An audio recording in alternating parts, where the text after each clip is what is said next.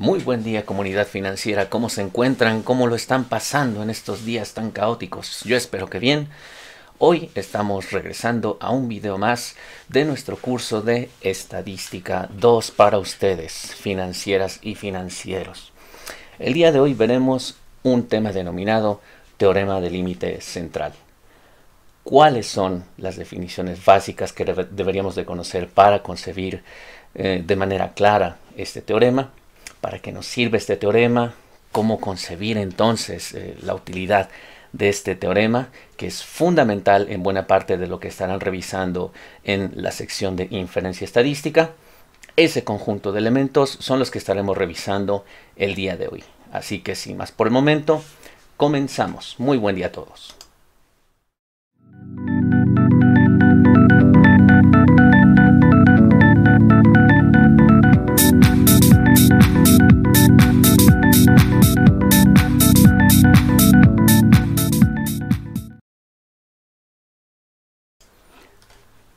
Para revisar este teorema, empecemos con un experimento.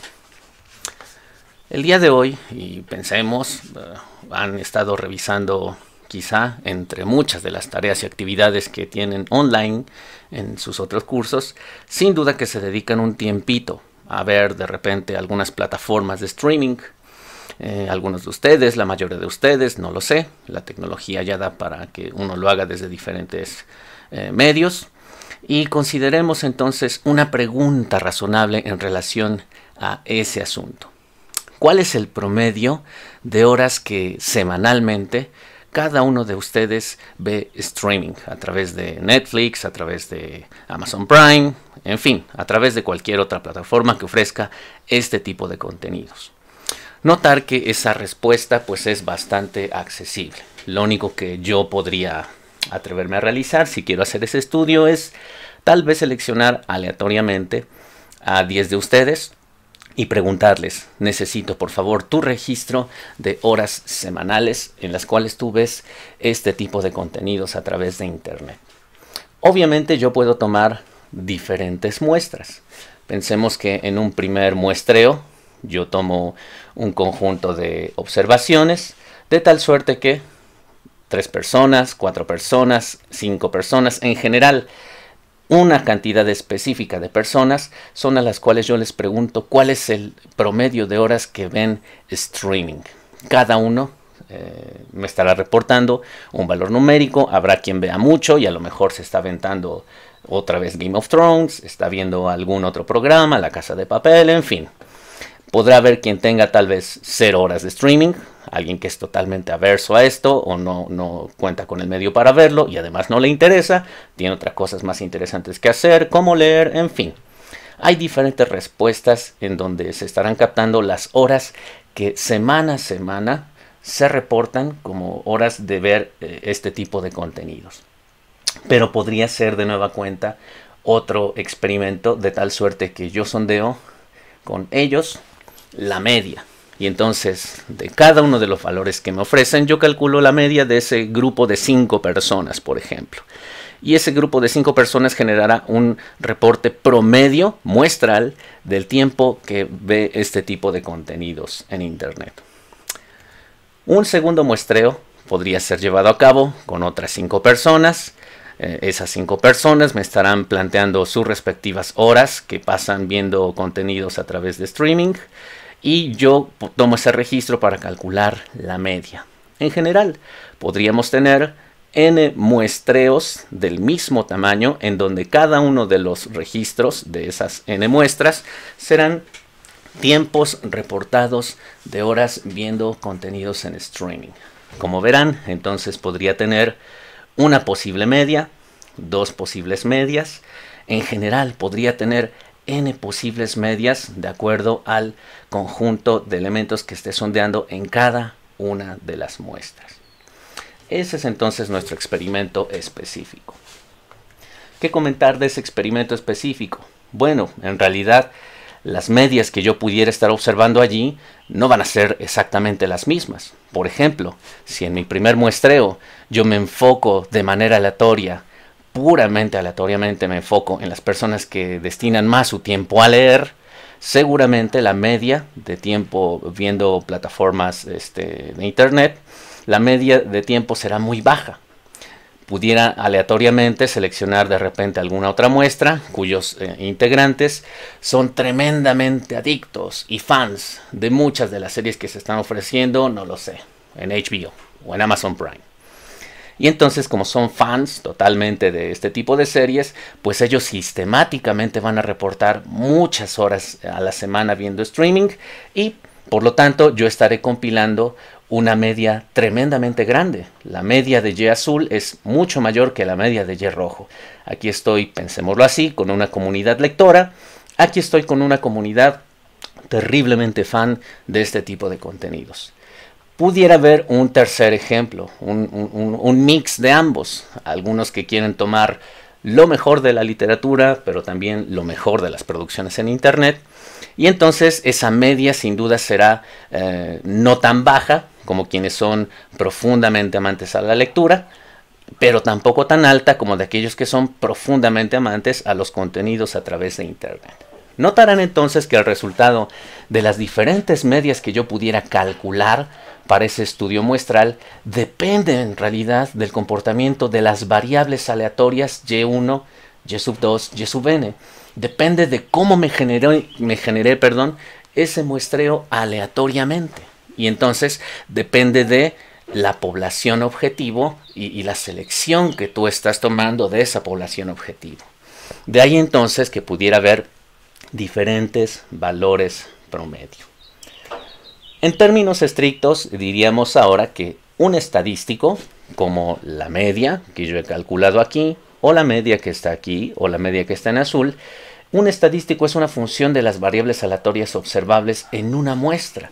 La muestra inicial, denotada por Y1 mayúscula en rojo, esa muestra inicial ha tenido n elementos y he calculado un estadístico. El estadístico denominado media de ese registro muestral.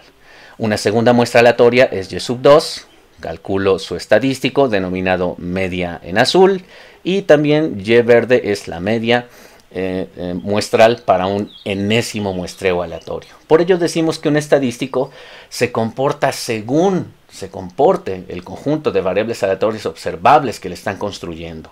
Eso es lo que queremos decir con el hecho de que sea una función de las variables aleatorias observables en una muestra. Y por supuesto, también están jugando en esa función constantes conocidas. ¿Cuáles son las constantes conocidas aquí? 1 sobre n, 1 sobre n, 1 sobre n. Prácticamente ese es el tratamiento de la constante conocida. Hay, además de ese estadístico muy familiar que es para nosotros la media muestral, está también otro estadístico como la varianza, la desviación estándar, entre otros.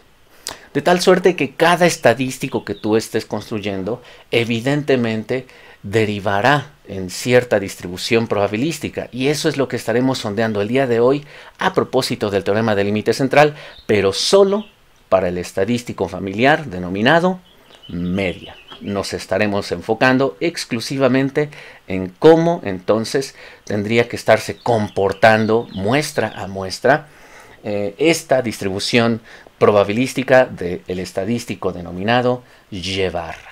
Pensemos que este conjunto de 10 personas son mi población objetivo. Tengo esos datos que son la totalidad de mi universo, pero ahora quiero de ese universo seleccionar aleatoriamente, ya dados esos registros de edad y tiempo viendo plataformas, quiero seleccionar ahora aleatoriamente a varios de ellos. Podríamos pensar en seleccionar a 5, seleccionar a 4 de ellos, seleccionar a 3 de ellos, seleccionar a 2 de ellos, por ejemplo. Empecemos con el caso de 2 antes de ver el de 5. Si seleccionamos a 2, yo podría seleccionar al pequeñín de 2, que reporta 0 horas, al grandulón de 72, aleatoriamente, que reporta 3.7 horas, y su respectiva media será 3.7 más 0 entre 2. Ese es mi primer muestreo de tamaño 2 de esta población total. ¿Es el único muestreo que puedo obtener? No. Un segundo posible muestreo podría ser al chiquilín de 8 años con 4 horas, más el tipo que tiene 26 años con 28 horas, y la media entonces de las horas invertidas en streaming serán 28 horas del de 26 y 4 horas del tipo con 8 años. Hago esa suma, la divido entre 2 y tengo una segunda media. Notar entonces que yo puedo seleccionar de 2 en 2 para ir construyendo diferentes medias con tamaño muestral 2. Para nuestro caso de 2 elementos muestreados o 2 elementos seleccionados aleatoriamente, los resultados son entonces estos. Una primera combinación de seleccionados puede ser el pequeñín de 0 años, el pequeñín que ve 0 horas de televisión con alguien que está viendo 0.5 horas. Notar que aquí estamos seleccionando al pequeñín de 4 y al pequeñín de 2. Pero el pequeñín de 2 pudiera también ser seleccionado con aquel que ve 3.7 horas, que es la persona de 72 años. O puede ser seleccionado junto con la persona que ve 4 horas de streaming, que es la persona de 8 años, y así sucesivamente. Aquí entonces estamos combinando ya las 2 horas de los 2 individuos seleccionados de un total de 10. Notar que de esa selección tenemos entonces un disponible de 49 formas de seleccionar a 2 personas de un total de 10. Estamos utilizando el análisis de permutaciones, que ya lo vimos también desde hace mucho tiempo. Entonces aquí están todos los registros. Yo no presento toda la tabla, solo presento los primeros 5. Que son combinaciones del chiquilín de 0 años con los demás, algunos de los demás, faltan más por supuesto, y el último bloque de 5, que es la persona de 28 años que está seleccionando a algunos otros, la persona que está viendo 28 horas, el tipo de 26 años, porque eso es horas, no perder de vista eso, con las contrapartes que están viendo distintas horas. Este es el conjunto de pares de horas seleccionadas en mi muestreo aleatorio de 2 personas de 10. ¿Qué estamos calculando en esta columna? En esta columna estamos calculando el número de muestreo. Este es el muestreo número 1, el muestreo número 2, etcétera, etcétera, hasta llegar al muestreo número 90. 90 son los muestreos que podemos estar planteando. Row Total, ¿qué está midiendo? Está midiendo la suma de las horas que estoy obteniendo de mis 2 encuestados. Notar que la suma de horas de ambos es 0.5 horas a la semana. Para el caso 1, 3.7 horas a la semana. Para el caso de la muestra 2, 4 horas a la semana. Para la muestra 3 y así sucesivamente hasta que llego a 49 horas a la semana para la muestra número 90 de 2 personas.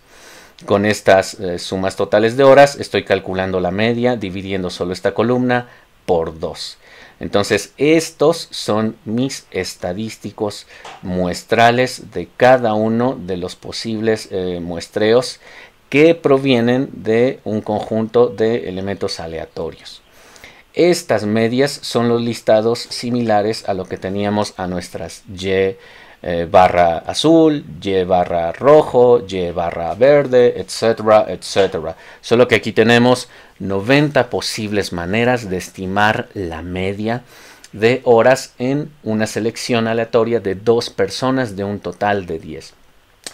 ¿Cómo se comporta la distribución muestral de esta media, la distribución probabilística? Este histograma está representando cómo se distribuye el tiempo promedio gastado en ver plataformas de streaming.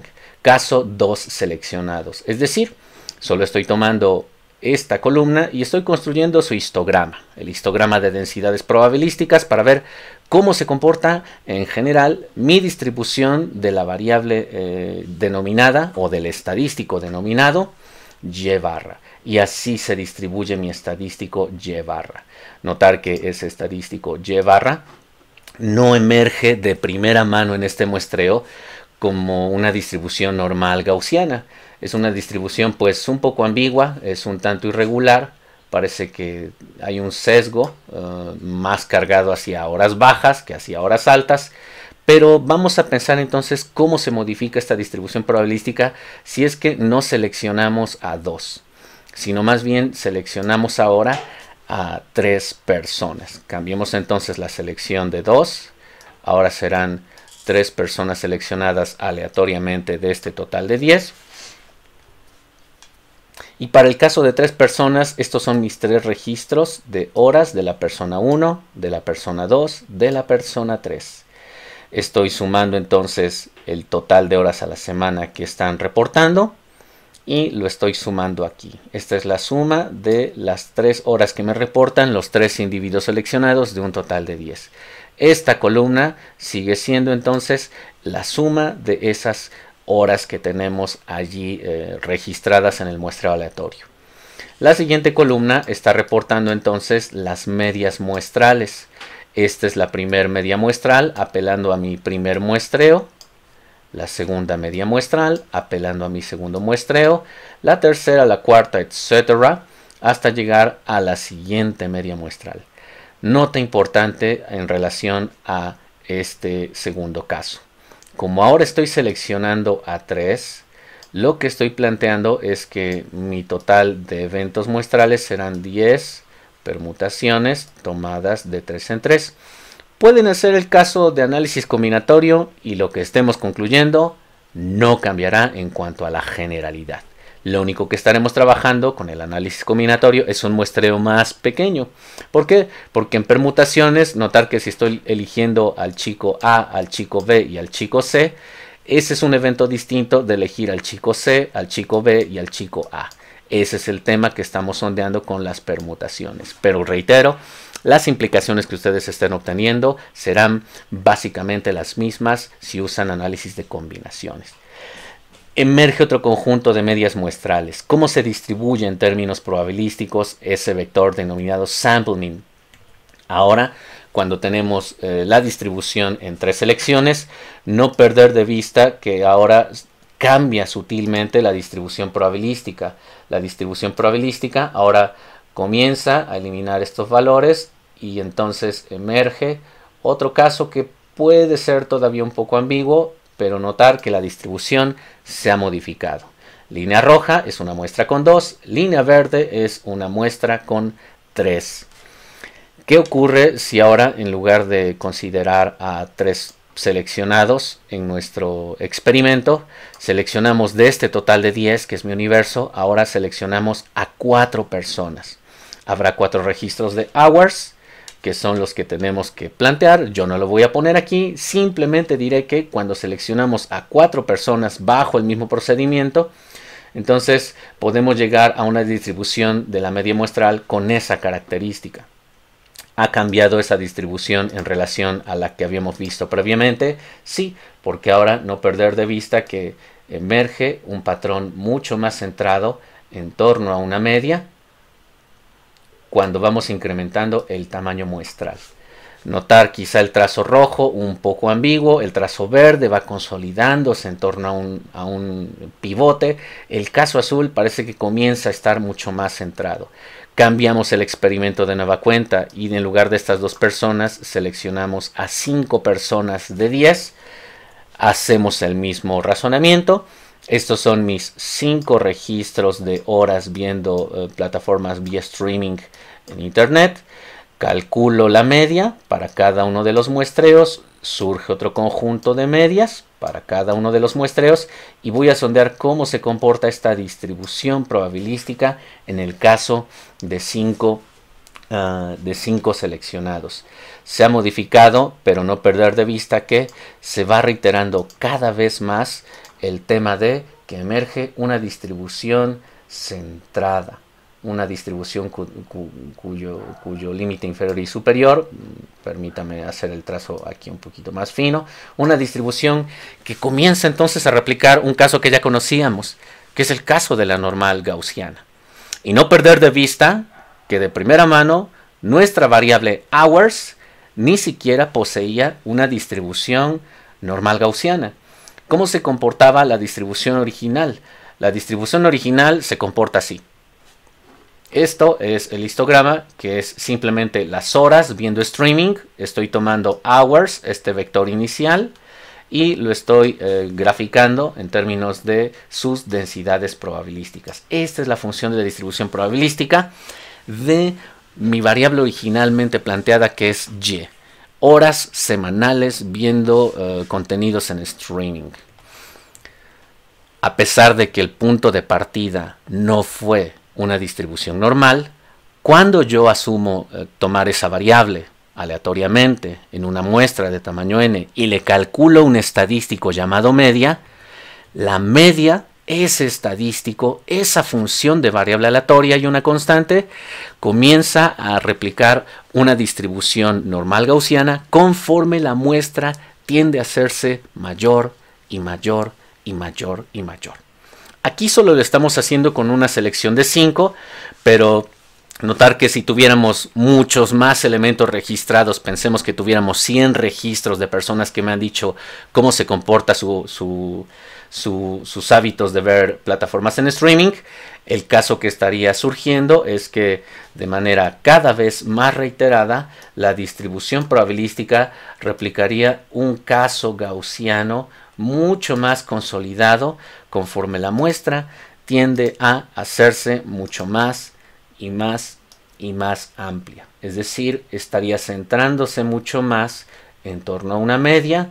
La campana gaussiana sería mucho más estrecha, lo que te dice que habría una varianza bien acotada conforme n tiende a infinito. El experimento entonces ahora lo paramos aquí viendo el contenido de Stata. Lo que ustedes ahora van a asumir es pensar en lo siguiente. Vamos a tratar de replicar entonces los contenidos en el do file y agradecer que ustedes hagan un cambio, por favor, a su software Stata. Si me lo permiten, yo voy a hacer el cambio de pantalla. ¿Cómo replicar lo que tenemos nosotros en los gráficos a partir de nuestro do? Paso 1. En el blog descarguen por favor el do file que dice Sampling Distributions in Stata Demo. Ese demo es el que ustedes tienen aquí y vamos a explicar brevemente las líneas.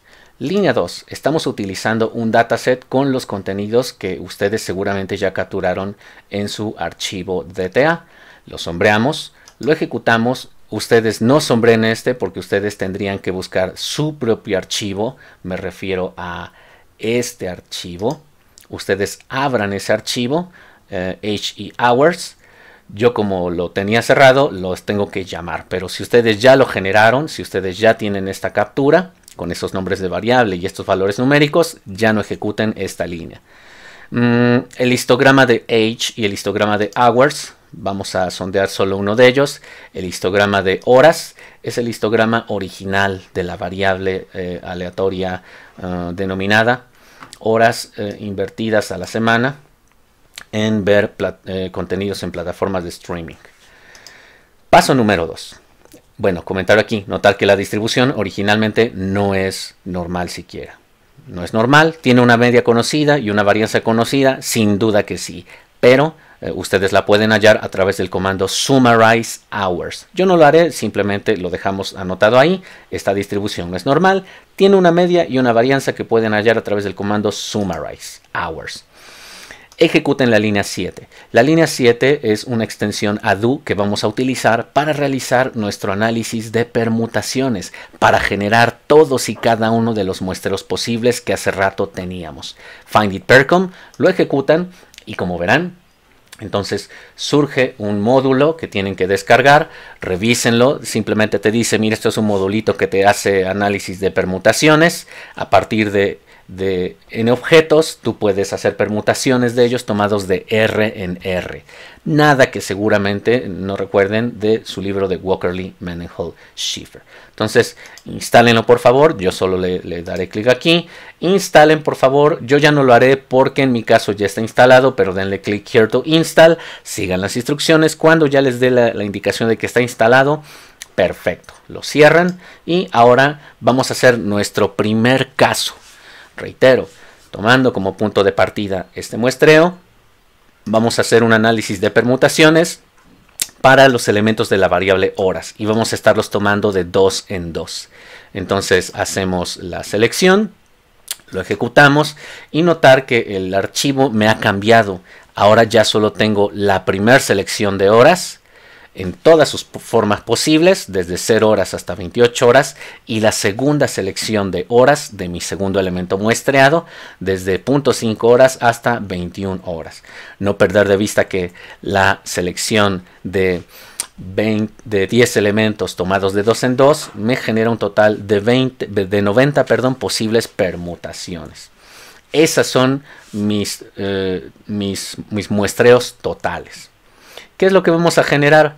Vamos a generar un numeral para el valor del muestreo con la línea 10. Notar que ese es mi muestreo 1, mi muestreo 3, mi muestreo 13, mi muestreo 17, mi muestreo 18. He seleccionado el de 0.5 horas y el de 28 horas, etcétera, etcétera, hasta mi muestreo número 90, que ha seleccionado 2 posibles registros de hora. Las siguientes 2 líneas, 11 y 12, me van a generar la media. Revísenlas por favor, solo estamos calculando la definición de media muy simple. De tal suerte que este es mi sample mean. Yo voy a aprovechar y de una vez voy a generar la varianza, porque esto lo estaremos revisando en otras presentaciones en video. La estoy generando para el caso de 2, es la varianza muestral. Y vamos a hacer el histograma de la media muestral. Ese histograma de la media muestral es el que yo tengo aquí. Tiempo promedio gastado en ver contenidos vía streaming, vía plataformas en internet. Esta primera distribución fue la que sacamos con el caso de 2 selecciones. Puedo hacer también el histograma de la varianza. Si quieren háganlo, por ahora no me interesa porque estamos demostrando el teorema del límite central para el estadístico denominado media. ¿Sale? Y hasta ahí entonces cerramos nuestra simulación número 1. De mi dataset de 10, selecciono a 2, calculo su media, obtengo todas las medias posibles de todos los muestreos y grafico la función de distribución probabilística a través del histogram en Stata. Hasta ahí cerramos. Como el dataset ya ha sido alterado, a mí me interesa retomar el dataset original. Entonces yo ya voy a limpiar esto y voy a abrir mi dataset adicional. Voy a entonces a tipear aquí clear. Ya obtuve lo que quise.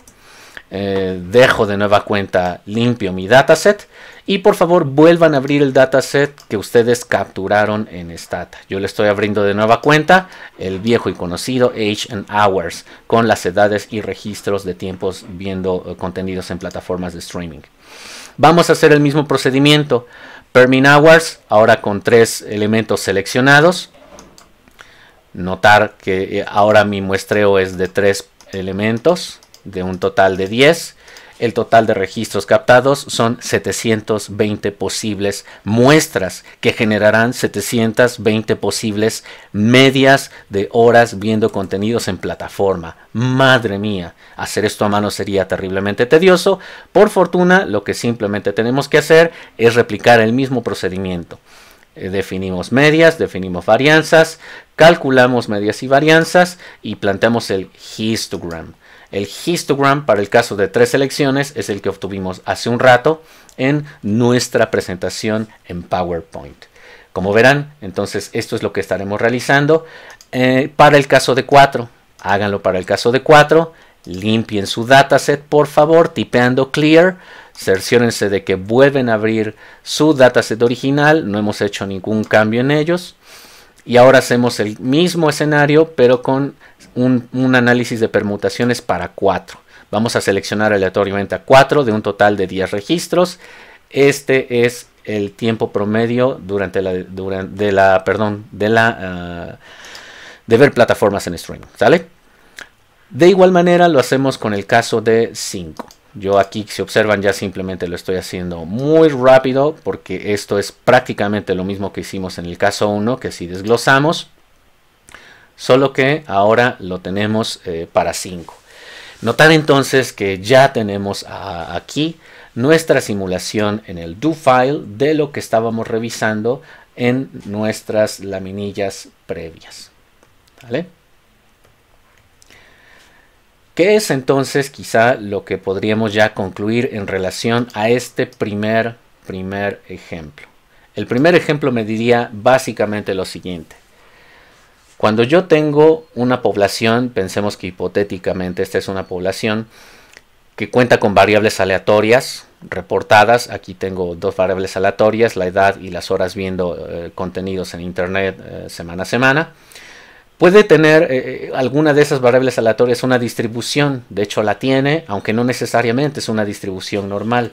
Notar que hours no posee una función de distribución probabilística normal gaussiana, pero cuando yo estimo un estadístico a partir de esa población con media y varianzas conocidas, emerge una distribución a la Gauss conforme la muestra crece y crece y crece en cada uno de los posibles experimentos que yo vaya realizando.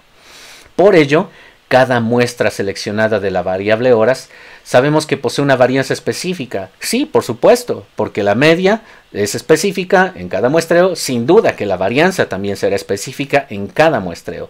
Y de hecho ustedes lo tienen en las columnas Simple Variance. Van a tener diferentes varianzas dependiendo de las características de la muestra de tamaño n que hayan registrado. Por otro lado, la varianza de la distribución muestral de la variable aleatoria horas promedio es distinta. La vamos a definir como sigma cuadrada de y. No perder de vista esto en las notaciones. Sigma cuadrada es la varianza que yo obtengo en cada uno de los muestreos. Sigma cuadrada entonces será imputable a la fila que dice, a la columna que dice sample variance. Por ejemplo, un valor de sigma cuadrada es este 25.23 imputable a este primer muestreo. Otro valor de la varianza muestral es este valor que yo tengo en la línea 18, que es de 139.58. Cada uno de esos valores de sample variance es precisamente lo que estamos reiterando aquí. Cada muestra seleccionada tiene un sigma cuadrada específico. Por otro lado, cuando yo calculo la varianza de la distribución muestral de la variable aleatoria horas promedio y barra, no me refiero a esta varianza que tengo aquí. No. Me refiero a cómo se va a comportar la varianza de todas mis variables aleatorias denominadas media muestral. De las y barra que estaban antes en rojo, luego en verde, luego en azul, solo que aquí hay una infinidad de colores porque hay un montón de resultados muestrales, porque por ejemplo aquí yo tengo básicamente 30.240 colores de y barra. Entonces notar que si yo grafico eso, que de suyo ya lo hice, y calculo la varianza de toda esta columna, yo tranquilamente podría obtener la varianza. ¿Cuál es esa varianza? La varianza yo la puedo obtener con el comando summarize sample mean en mi archivo do_file. Ahora sí lo ejecutamos y ese summarize sample mean, notar que me genera un standard deviation. Ese standard deviation, ojo, no es de uno de los renglones específicos. Ese standard deviation no es de este renglón, no es de este renglón, no es de este renglón, sino este standard deviation y por lo tanto la varianza, que es su término cuadrático, proviene de mi vector de posibles estimaciones de la media denominado sample mean. Entonces esta columna es lo que para nosotros identificará la varianza de mi variable aleatoria denominada y barra. Y será sigma cuadrada, pero de y barra, que no es más que sigma cuadrada sobre n. Ese es el asunto que nosotros tendríamos que considerar en nuestro análisis. De tal suerte que entonces hasta ahí tenemos ya el insumo con el cual se calcula sigma cuadrada de y barra, lo obtenemos de aquí, y cada sigma cuadrada de mi dato de la sample variance por renglones.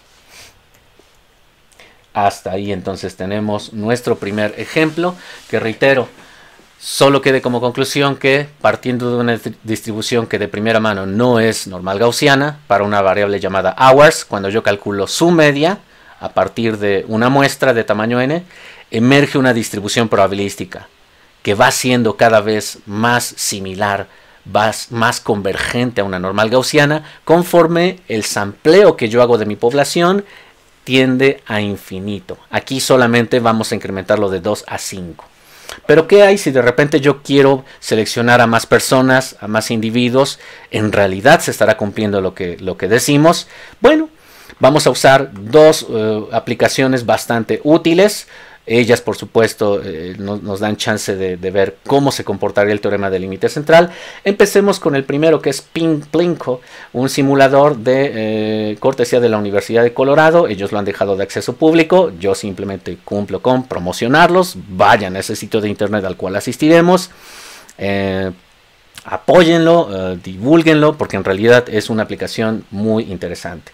Yo le doy clic a este caso de mi liguita. Solo permítanme quitar el borrador y vamos a dejar el puntero.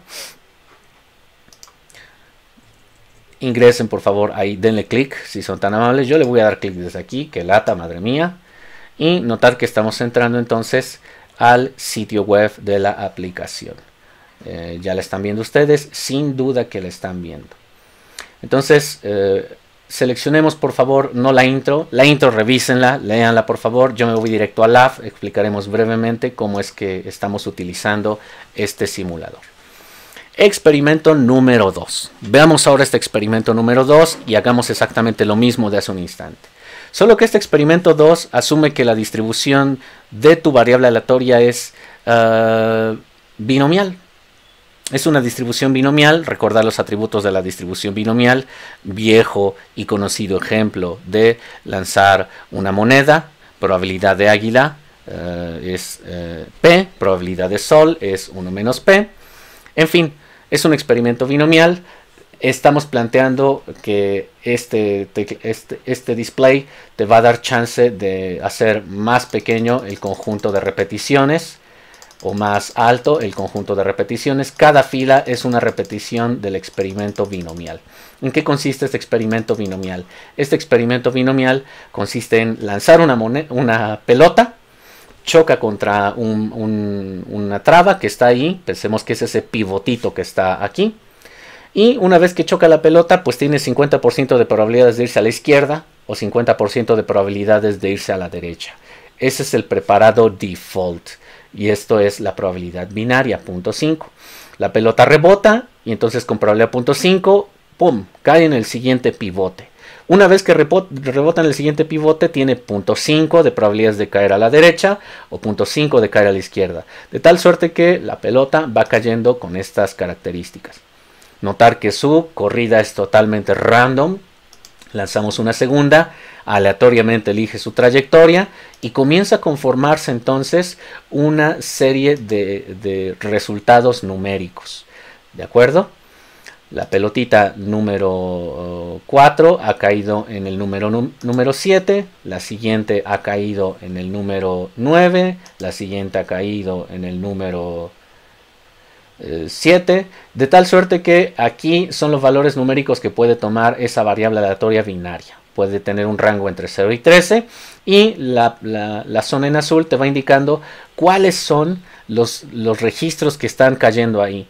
Un registro ha caído en 4, dos pelotitas han caído en 6, dos pelotitas han caído en 7, una pelotita ha caído en 8 y una pelotita ha caído en 9. Lo hacemos de manera infinita, con probabilidad 0.5.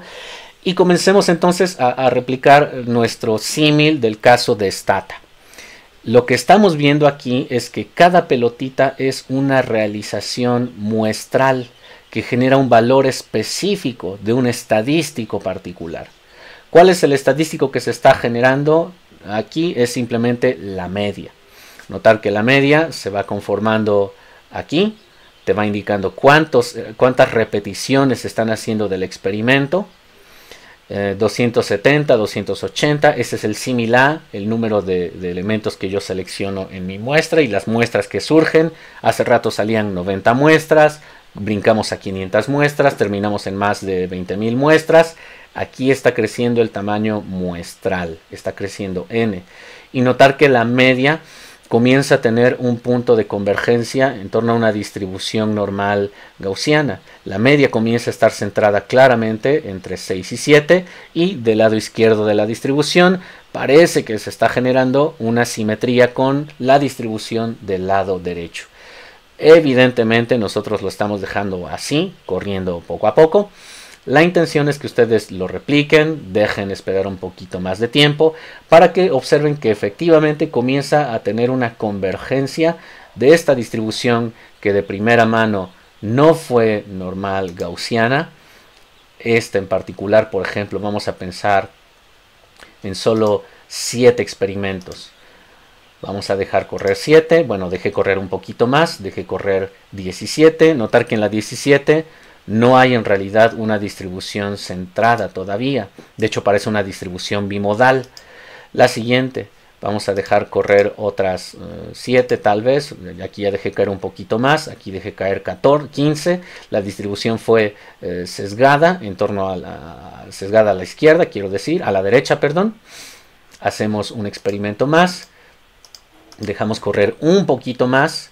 Vamos a dejar correr quizá unas 20, 25, no sé cuántas van a ser. 27. Surge otra distribución probabilística del resultado. Si nosotros dejamos correr y correr y correr y correr, como hace un instante, como verán, emerge de una distribución probabilística cuya naturaleza era binomial, no era normal, emerge una distribución normal gaussiana. Entonces, ahí tenemos una segunda validación de cómo variables aleatorias que tienen una media y una varianza conocidas. Notar que la distribución binomial ya tiene una media conocida y una varianza conocida, es que la vimos en clase. De esa distribución probabilística surge un patrón de convergencia a otra función de distribución probabilística que es la normal gaussiana. Y este patrón de convergencia es mucho más contundente conforme el tamaño muestral, en este caso la serie de repeticiones, tiende a infinito. Hasta ahí entonces cerramos nuestra demostración número 2 sobre cómo puede haber en distribuciones muestrales de variables aleatorias con media y varianza conocidas que no son normales una convergencia a el patrón de normalidad. Cerramos esta aplicación. Vamos a la segunda, el laboratorio virtual de Rice Virtual Lab. Me parece que esta página es muy buena, la verdad. De hecho está fondeada por la National Science Foundations en Estados Unidos. Y vaya, dentro de los créditos sí hay evidentemente que agradecer, por supuesto, a David Lane, que es quien ha desarrollado junto con un equipo de personas este tipo de contenidos. Entonces también búsquenlo, por favor, divúlguenlo, denle apoyo y vamos entonces a nuestro simulador número 2. Revisen por favor las instrucciones, por favor. Yo voy a hacer un mini resumen de eso que ustedes tienen ahí. Y notar que tenemos un gráfico inicial y 3 gráficos específicos. ¿Cómo opera este simulador en nuestro caso de distribuciones probabilísticas que no necesariamente son normales?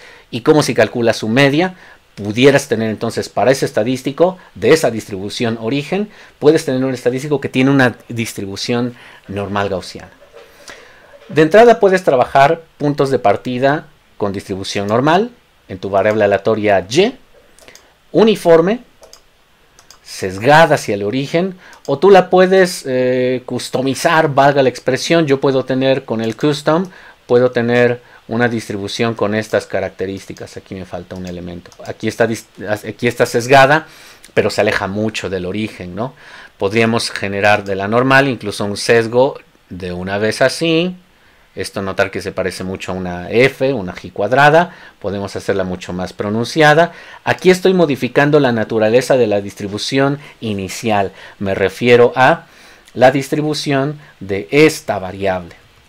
Voy a modificar la distribución de cada una de estas variables aleatorias. Entonces, por ejemplo, esta distribución que se parece quizá a una F, vamos a pensar en una G cuadrada o en una F. Esta que es una posible G cuadrada. Permítame borrar esta parte, hacerla más pequeñita. Esta a lo mejor que es una G cuadrada, pudiera ser la distribución de esta variable, esta, y el procedimiento será el mismo. Va a calcularse la media bajo una serie de repeticiones. Entonces yo voy a partir de una predefinida, que es la skewed, una sesgada tremendamente hacia el origen. Las probabilidades más grandes están concentradas en torno a 0, pero no hay negativas, por supuesto. Gráfico número 2. El gráfico número 2 te va a decir que va a estar bajando de esta selección que tú has definido inicialmente. Va a seleccionar a 5 bloques de diferentes áreas. Entonces, por ejemplo, vamos a bajar 5 bloques. Aleatoriamente lo selecciona. Pongámoslo animado. Permítame darle un begin otra vez. Parto del skewed. Vamos a darle el animado de 5. Bajan 5 bloques. Aleatoriamente lo selecciona. Pongámoslo animado. Permítame darle un begin otra vez. Parto del skewed. Vamos a darle el animado de 5. Bajan 5 bloques. Aleatoriamente lo selecciona. Pongámoslo animado. Permítame darle un begin otra vez. Parto del skewed. Vamos a darle el animado de 5. 1, 2, 3, 4, 5 y se ha generado la media. Entonces notar que aquí bajó un valor numérico que es quizá como 25, bajó un valor numérico que es quizá como 14, bajó 0, 1 y 3. Bajaron 3 valores numéricos de Y. Con esos 3 valores numéricos se calculó la media y la media resultó ser este valor. Notar que este valor es 1, 2, 3, 4, 5, 6, 7. Parece que la media es 7. Bajemos otras 5. Se bajan otras 5. Se calcula otra vez la media y surge otra media en esta segunda repetición. Pudieran estar entonces ustedes bajando de 5 en 5 y notar que entonces de 5 en 5 se va construyendo en la gráfica número 2 de abajo, donde están los bloques azules, se va construyendo una distribución probabilística de todas y cada una de las benditas medias que se están generando a partir de nuestra selección aleatoria de bloques de 5 en 5. ¡Qué hermosura, madre mía! Bajamos entonces ya 10.000. Si bajamos 10.000, surge esta distribución. Notar que eso ya surge ahora sí una distribución normal gaussiana. Incrementemos la descarga en 100.000. Este es el caso con 100.000. Bajamos otras 100.000. Otras 100.000, bajamos de 100.000 en 100.000 y notar que entre más bajemos de 100.000 en 100.000 se reitera la distribución normal gaussiana, partiendo de una variable aleatoria cuya distribución original ni siquiera era normal gaussiana. Reitero, fuente de origen, variables aleatorias Y que no tienen distribución normal, punto intermedio, se calcula la media y punto final, se grafica la distribución de esa media. Esta opción última, que no la vamos a activar, sino más bien lo estaremos haciendo en otras sesiones posteriores, te da chance de calcular otros estadísticos, otras funciones de variable aleatoria, pero recordar que nuestra prueba de teorema del límite central, por ahora la estamos concentrando en cómo el teorema del límite central se demuestra en la media. Entonces vamos después a trabajar cómo ocurre con la varianza. No diremos nada de ello, pero simplemente nos quedaremos con el gráfico 1 en blanco y 2 en blanco. Después estaremos revisando esta sección, ¿vale? Hasta ahí entonces tenemos nuestro caso de simulación número 2. Bien, devolvámonos entonces a nuestra presentación. Vamos a la diapositiva que nos habíamos quedado. Si mal no recuerdo, nos quedamos en la diapositiva de Plinko. Conclusión. Implicaciones. 1. El estadístico media posee una función de distribución probabilística normal gaussiana, a pesar de que haya sido construido tomando como fuente de información un set de variables aleatorias que no poseen esa distribución. Ese resultado observado, y en realidad muchos más en el mundo real, tienen, como dice ahí, distribuciones de frecuencias relativas entonces que se pueden modelar adecuadamente bajo una distribución probabilística normal gaussiana. Por ello, el teorema del límite central estará tratando de aprovechar esta generalidad para darnos un herramental tremendamente interesante cuando estemos realizando inferencia estadística denominada pruebas de hipótesis, intervalos de confianza, por ejemplo. No obstante, agregaremos que en muchos problemas prácticos sí es razonable además suponer que las variables aleatorias observables en un muestreo aleatorio son independientes con la misma función de densidad normal. Es decir, lo que tratamos de plantear aquí es lo siguiente. Si tu fuente de origen de las variables aleatorias y1, y2, yd no es una distribución normal gaussiana y calcula su media, surgirá en la distribución de esas medias una distribución normal gaussiana. Y esto se reiterará conforme n tiende a infinito en tu tamaño muestral. Pero ¿qué ocurre si tu distribución muestral origen de las Y's es ya normal gaussiana? Ah, pues si es normal gaussiana, entonces ya no se preocupe usted, porque como ya de origen es normal gaussiana, cuando tú hagas tus sampleos de tamaño n que tienden a infinito, pues con mayor razón se estará reiterando en el cálculo del estadístico objetivo del día de hoy, media muestral, se estará reiterando la función de distribución probabilística normal gaussiana. Sean entonces y1, y2, yn muestras aleatorias de tamaño n con cierta media mu y varianza conocida sigma cuadrada, entonces surge una conclusión interesante. ¿Cuál es la conclusión? Si yo calculo la media proveniente de esa fuente origen, esa media tendrá una distribución normal con media mu de y barra, vamos a pensarlo así, y varianza sigma cuadrada de y barra. ¿Cómo se comportará la media de y barra del estadístico? Se comportará igual que la media poblacional. Y la varianza se estará comportando como el término, permítame borrar aquí este dato, vamos a usar el borrador, se va a comportar como sigma cuadrada sobre n. En pocas palabras, el estadístico y barra posee una función de distribución probabilística normal gaussiana.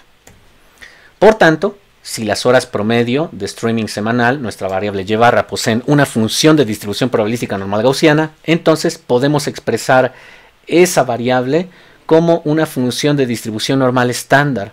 Podemos dar el brinco al puntaje Z o al Z-score de mi estadístico y barra. Entonces la implicación, notar que es bastante interesante, sobre todo para lo que estaremos viendo posteriormente en pruebas de hipótesis. Si mi estadístico y barra posee una función de distribución normal gaussiana, entonces también podría reescalar esa función de distribución, reexpresarla como una función normal estándar y dar el brinco al puntaje Z. ¿Por qué es importante dar el brinco al puntaje Z? Porque recordar que para calcular probabilidades en el estadístico Z recurrimos a nuestras tablas paramétricas de la Z distribution. Y entonces el estadístico Z lo estimamos simplemente como el valor del estadístico obtenido menos su media. Notar que esta es su media muestral, que es mu de y barra, que es igual a mu, por eso aquí lo reemplazamos ya finalmente por mu, sobre la raíz cuadrada de la varianza del estadístico, no perder de vista eso.